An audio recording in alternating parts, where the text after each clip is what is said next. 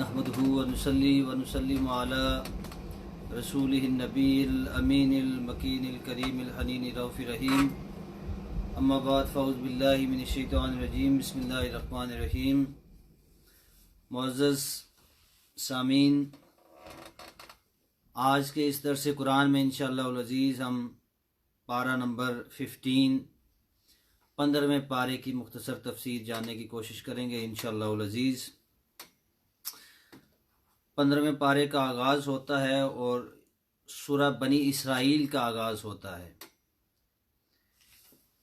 और इसी सूरह में इसके आगाज़ में ही अल्लाह रब्बुल इज़्ज़त हुज़ूर अलैहिस्सलातु वस्सलाम के मुबारक सफ़र मेराज का तज़किरा फरमाता है।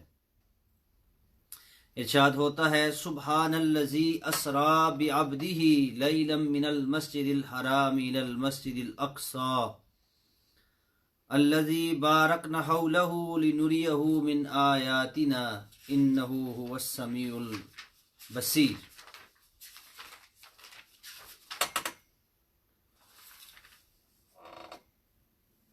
इरशाद हुआ कि पाक है वो ज़ात, सुब्हानल्लज़ी, पाक है वो ज़ात, असरा जो ले गई, जिसने सैर करवाई, बिअब्दी ही अपने बंदा ख़ास को। बंदा ख़ास से मुराद हुज़ूर ताजदार कायनात सल्लल्लाहु अलैहि वसल्लम की ज़ात मुक़द्दसा है।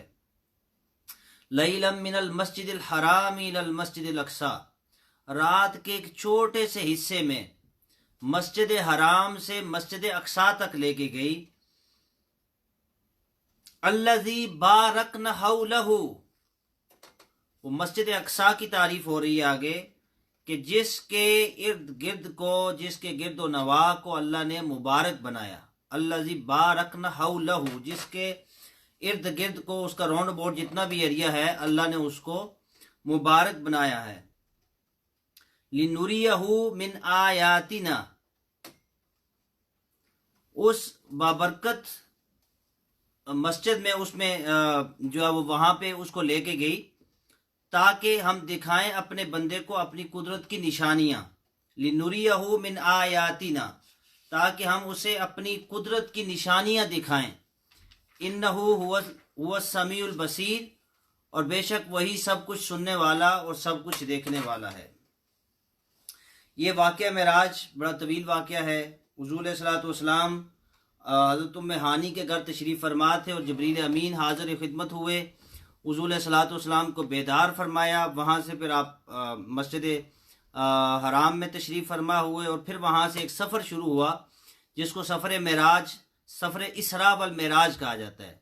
इस सफ़र के दो हिस्से हैं, बल्कि तीन हिस्से अगर हम इसको कह लें कि एक सफ़र का जो पहला हिस्सा है वो मकाम मस्जिद हराम से शुरू होता है और मस्जिद अक़सा तक जाता है।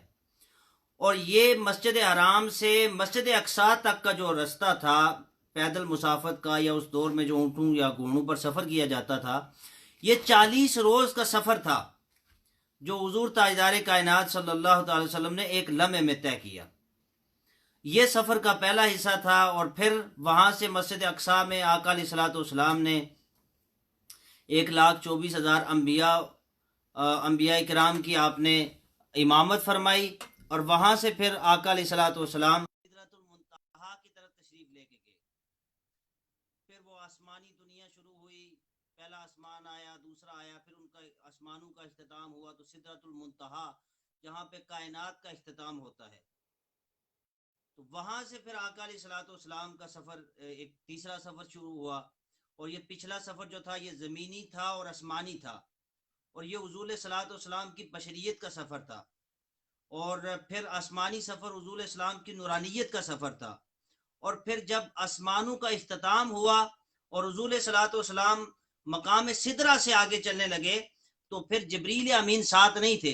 जब आका अलैहिस्सलातु वस्सलाम ने मुड़ के पीछे देखा तो जिब्रील अमीन साथ नहीं थे। तो आका अलैहिस्सलाम ने पूछा कि जिब्रील आप क्यों रुके हैं? तो जिब्रील अमीन हाथ बांध के खड़े हैं और अर्ज करते हैं, लौ दनौतु अम मिलातिन लख तरक्तु या रसूल अल्लाह, या रसूल अल्लाह, चूंटी के पर के बराबर भी अगर मैं आगे चला तो मैं जलकर राख हो जाऊंगा। अब ये वो मुकाम था जहां पे بشریت کی اور نورانیت کی انتہا تھی ہے، اور پھر وہ سفر کہاں پہ ختم ہوتا ہے اس کا جو ذکر ہے، بڑا خوبصورت ذکر، وہ سورہ نجم کے اندر اللہ رب العزت نے فرمایا کہ ثم دنا فتدلى فكان قاب قوسين او ادنى. انشاءاللہ وہ پھر آگے ہم ذکر کریں گے جب سورہ نجم پہ ہم آئیں گے. آگے چلتے ہیں اگلے ٹاپک کی طرف. یہ معراج کا بہت طویل واقعہ ہے اور پھر لوگوں نے اس کا انکار کیا اور اقرار کیا اور یہ ایک طویل بحث ہے.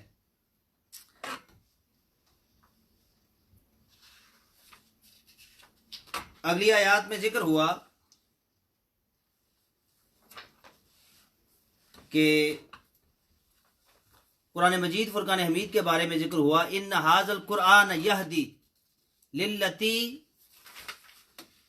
ہی اقوم ویبشر المؤمنین الذین یعملون الصالحات ان لہم اجرا کبیرا. اور بلا شبہ یہ قرآن راہ دکھاتا ہے جو سب راہوں سے سیدھی راہ ہے. للتی ہی اقوم، تمام راہوں میں سب سے سیدھی راہ قرآن مجید فرقان حمید ہے. جو راہ دکھاتا ہے وہ راہ ہے. ویبشر المؤمنین، اور یہ مومنین کو یعنی صاحب ایمان لوگوں کے لیے مجدہ ہے، ان کے لیے ہدایت ہے، ان کو ایک نئی زندگی عطا کرتا ہے. الذین یعملون الصالحات، اور جو نیک عمل کرتے ہیں. ان لہم اجرا کبیرا، اور بلا شبہ ان کے لیے بہت بڑا اجر ہے.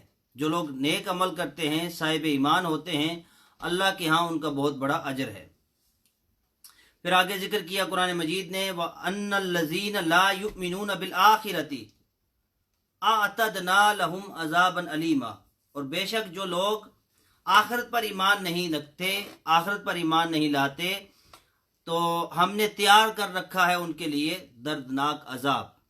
آخرت پر ایمان نہ لانے سے مراد یہ ہے کہ کچھ لوگ جو کفار تھے وہ اس چیز کا انکار کرتے تھے. وہ کہتے تھے دنیا میں یہی ہے، 4 دن کی زندگی ہے، کھائیں پئیں موج مستی کریں، جو ہے یہاں پہ ہے، کوئی قیامت نہیں آنی، کسی نے ہمیں دوبارہ نہیں اٹھانا، یہی زندگی ہی آخری زندگی ہے. تو پھر وہ گناہ بھی کرتے، وہ برائیاں بھی کرتے. جبکہ بحیثیت مسلمان ہمارا یہ عقیدہ اور ایمان ہے کہ ہم آخرت کے دن پر، ڈے آف ججمنٹ پر ہم کامل یقین رکھتے ہیں کہ اگر دنیا میں کسی کے ساتھ زیادتی کریں گے تو پھر ہمیں وہاں پہ اس کا حساب چکتا کرنا پڑے گا. اور اگر ہمارے ساتھ یہاں اس دنیا میں کوئی زیادتی ہوتی ہے جس کو ہم اس کا حساب نہیں لے سکتے، تو ہم یہ بھی ایمان رکھتے ہیں کہ پھر اللہ رب العزت وہاں پہ اس کا ہمیں ضرور بدلہ عطا فرمائے گا. پھر آگے ذکر ہوا وَيَدْعُ الْإِنسَانُ بِالشَّرِّ دُعَاهُ بِالْخَيْرِ، اور دعا مانگا کرتا ہے انسان برائی کے لیے جیسے دعا مانگتا ہے بلائی کے لیے. وَكَانَ الْإِنسَانُ عَجُولًا، اور در حقیقت انسان بہت جلد باز واقع ہوا ہے. یہ بڑی زبردست آیت مقدسہ، اور اس کی تائید میں احادیث مقدسہ بھی ہمیں ملتی ہے کہ حضور اسلام نے ارشاد فرمایا بعض اوقات انسان اپنے لیے شر مانگ رہا ہوتا ہے اور اسے اس کی خبر نہیں ہوتی. مطلب یہ کہ بعض اوقات، اور یہ بھی یہاں پہ یہ ہوا کہ انسان برائی کے لیے دعا مانگ رہا ہوتا ہے جیسے وہ بلائی کے لیے مانگتا ہے، اچھے کاموں کے لیے مانگتا ہے. مطلب یہ ہے کہ بعض اوقات ہم اپنے لیے کوئی ایسی چیز مانگ رہے ہوتے ہیں جو ہمارے لیے اچھی نہیں ہوتی، اور اپنے تئیں، اپنی ذات میں، اپنے خیال کے مطابق، اپنی عقل، فہم اور فراست کے مطابق ہم یہ سمجھ رہے ہوتے ہیں کہ یہ چیز ہم صحیح مانگ رہے ہیں اور یہ ہمارے لیے بہت اچھی ہے، لیکن حقیقت میں وہ ہمارے لیے اچھی نہیں ہوتی. تو حضور علیہ السلام نے فرمایا کہ بعض اوقات انسان اپنے لیے شر مانگ رہا ہوتا ہے اور اسے اس چیز کی خبر نہیں ہوتی. اس لیے جو عرفاء ہوتے ہیں، جو اللہ کے ولی ہوتے ہیں، جو صالح اور متقی لوگ ہوتے ہیں، وہ اپنی رضا کو رب کی رضا میں ضم کر دیتے ہیں اور کہتے ہیں کہ مالک جو تیری رضا ہے وہی ہماری رضا ہے، جو تو نے ہماری تقدیر میں لکھ دیا ہم اس پر شاکر ہیں، اور تیرے حضور ہم شیطان سے پناہ مانگتے ہیں. مختصر یہ آگے ذکر ہوا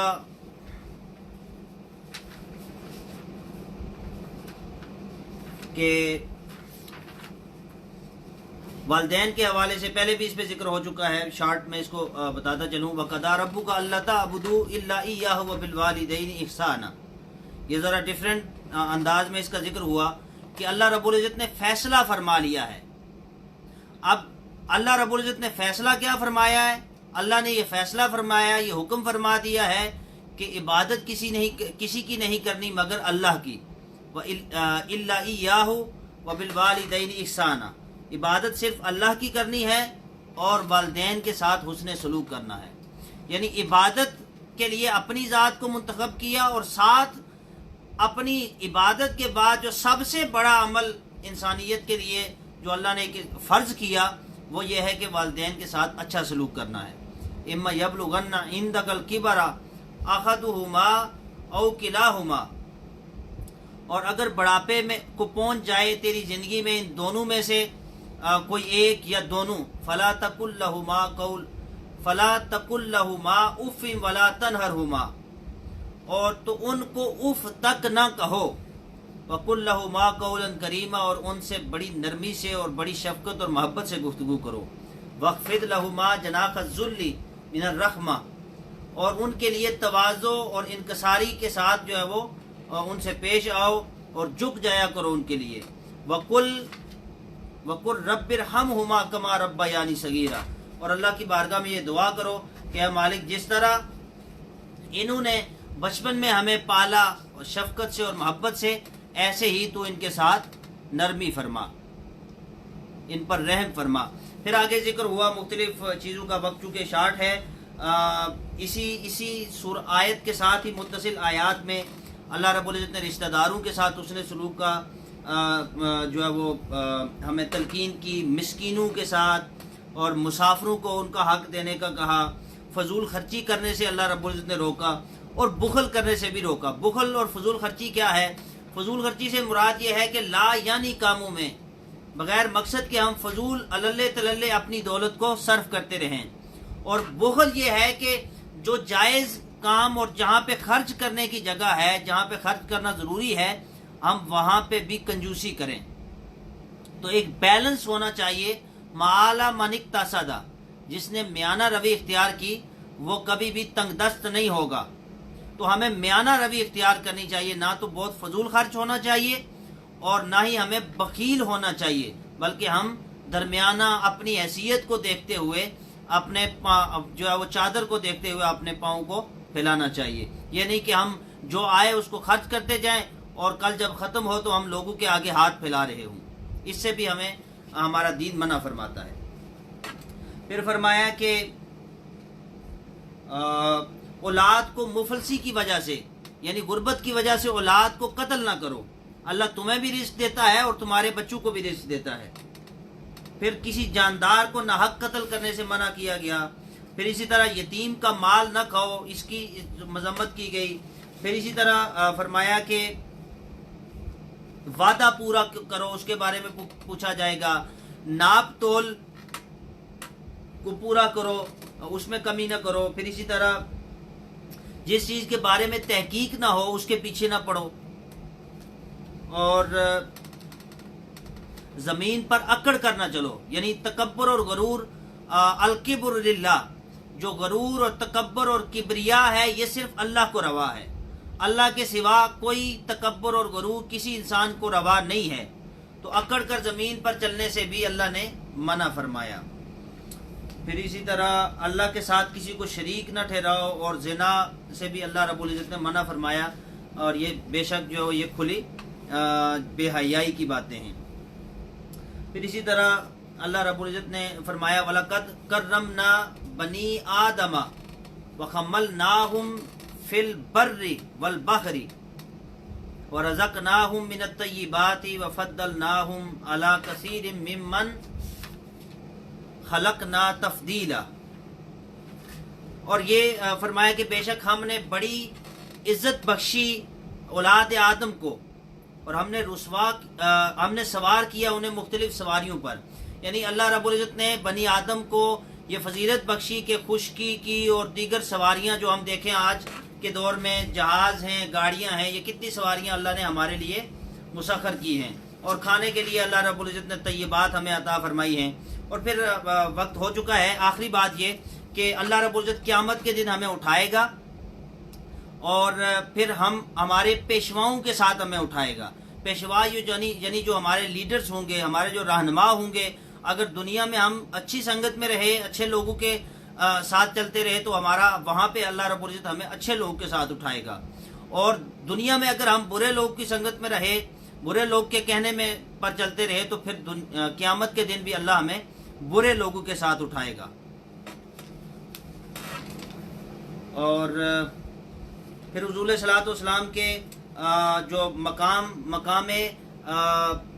مقام محمود پر اللہ رب العزت قیامت کے دن متمکن فرمائے گا. اللہ رب العزت حضور السلام کو یہ اعزاز بخشے گا کہ آپ میدان محشر میں حضور صلی اللہ علیہ وسلم اپنے امتیوں میں سے جس کو چاہیں گے، جیسے چاہیں گے اور جتنوں کو چاہیں گے آپ جنت میں داخل کریں گے.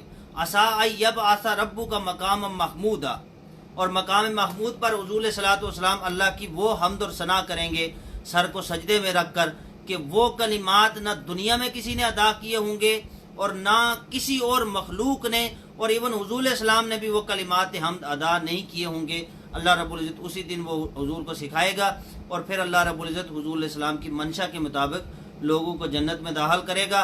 مختصر یہ، حتیٰ کہ رضوان جو داروغہ جہنم ہوگا وہ حضور علیہ السلام کی بارگاہ میں عرض کرے گا کہ یا رسول اللہ اب تو جہنم کے اندر کوئی بچا ہی نہیں ہے، آپ نے سب کو جنت میں داخل کروا دیا. اللہ رب العزت جس دن حضور علیہ السلام شفاعت فرمائیں، ہم گناہگاروں کو بھی اس شفاعت میں شامل فرما.